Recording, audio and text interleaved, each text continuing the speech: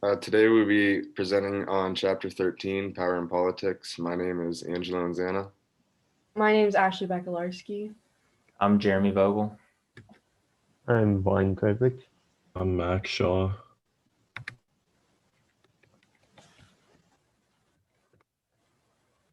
Power and leadership.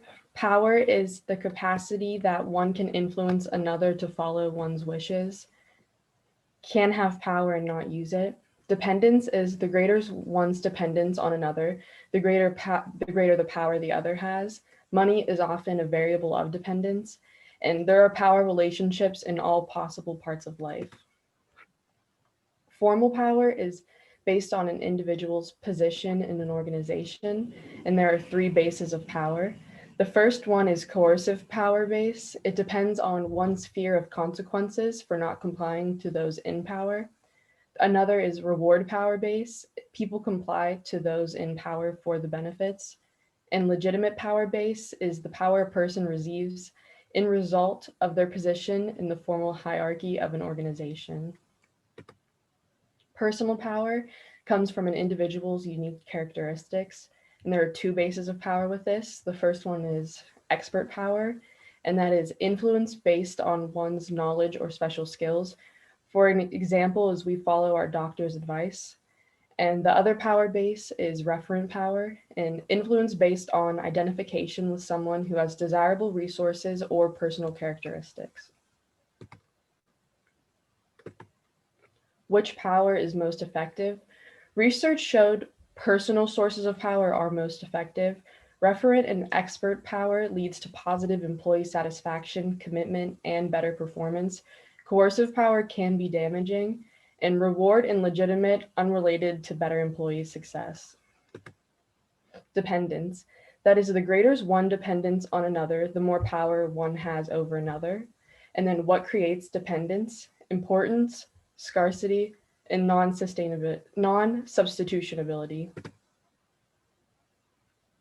The power tactics are the way that power is translated into action, and you can do that in a number of ways, like legitimacy, persuasion, inspirational appeals, consultation, exchange, personal appeals, ingratiation, pressure, and coalitions. Persuasion, inspirational appeals, and consultation work best when the final outcome is the main goal, but when the final outcome isn't as important, integration and legitimacy work best. Usually it's better to start off with softer tactics like consultation, persuasion, and inspirational appeals, because they're usually just more effective in the beginning. Then if those don't work, you want to transition into the harder tactics like exchange, coalition, and pressure. And tactics can be combined differently in different situations to work better. It just depends. And different cultures react differently to the tactics. So you have to be aware of that. Converting the power that you have into action is called politics, and political behavior in an organization are activities that aren't required but influence advantages and disadvantages for the organization.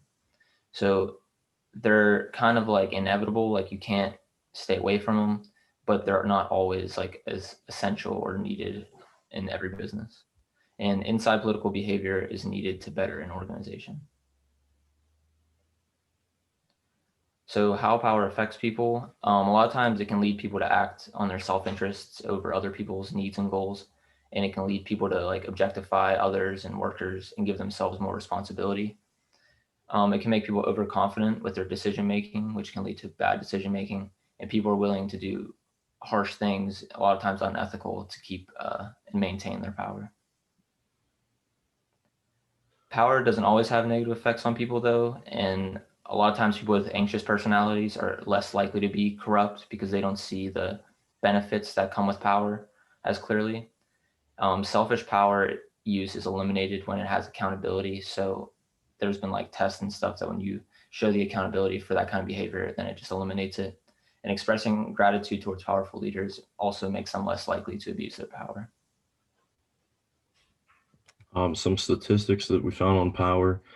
Over 72% of adults say social media has too much influence on what power really means. And it showed that Democrats were 21% more likely to vote in this study.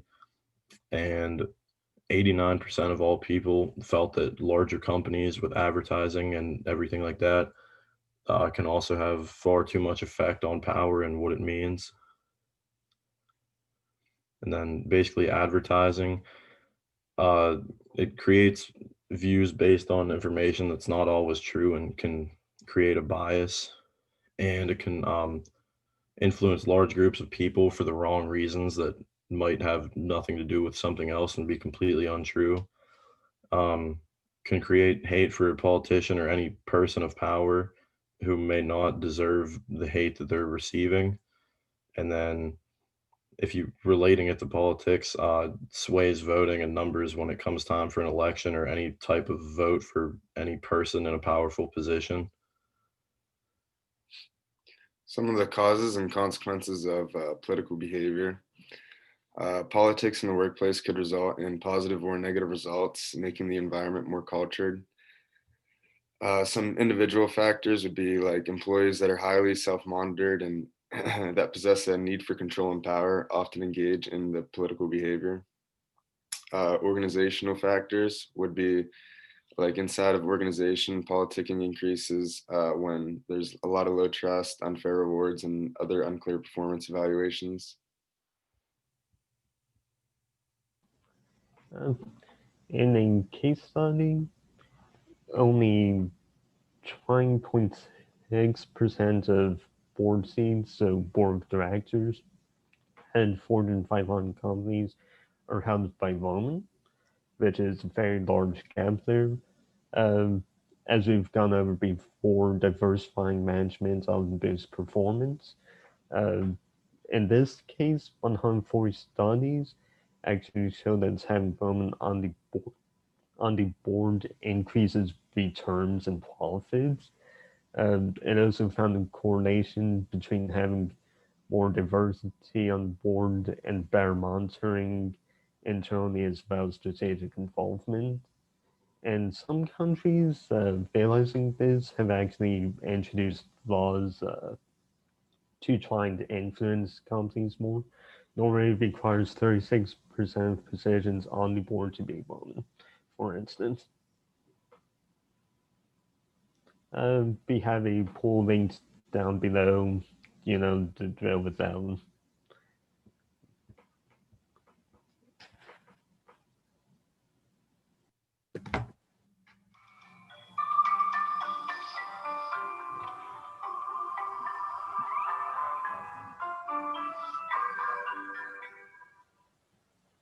Politics is part of work, and it usually gets a bad rap. Politics can be good or bad, but your goal is clear. Behave in a way that lets you build and use political power while not contributing to the negative stereotype. I don't want to justify bad political behaviors, but it is somewhat understandable where these behaviors come from. In an environment where one group's success can be limited by another group's success, some leaders feel compelled to begin empire building. They make decisions not simply based on what they need for them and their group, but also based on how they might gain leverage or control over others. Sometimes they do this by attempting to assert control over others. This might include trying to make changes to the organizational chart and reporting channels, or by trying to put in place rules and procedures that ensure one group has more control over another. Another tactic that is very common is to create duplicate resources. If they can't control others, they'll try to build skills in their group that makes another group less powerful. For example, they might try to create their own IT or HR personnel. Predictably, this creates big inefficiencies and harms culture. Those are both big long-term and negative political moves. But in addition, there's also a host of short-term interpersonal behaviors you want to avoid too, including criticizing others publicly, intentionally bypassing someone in the chain of command, disloyalty, and burning bridges by creating ill will.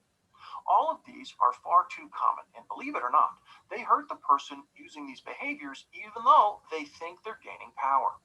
Not you. You're going to take just the opposite approach, one that has more integrity and in fact works better. Your goal is to amass power through two things: great performance and great relationships. First, nothing trumps great performance. When you perform at a high level, you don't have to try to gain attention and influence. It comes to you. The real X factor is your ability to build productive relationships. So here are 3 quick tips to get you moving. First, remember that great relationships are like great bank accounts. You have to make regular deposits. That means sharing useful information and offering help. And I'm talking about once every month or two, not once each year. Next, even when you're not interacting with someone, you can still help them by sharing good news that concerns them. If you have a great colleague or a good contact and they just scored a big win, find the right time and place to share the good news with others in your network. Finally, find opportunities to connect people. If you meet someone and you know they could be an interesting contact for another one of your contacts, consider reaching out electronically to make the introduction. It's funny, too often politics is viewed negatively at work, but it doesn't have to be that way. To gain and use power positively is good, and when you perform well above average, seek to help others, speak well of others, and help connect people, well, others will support you too.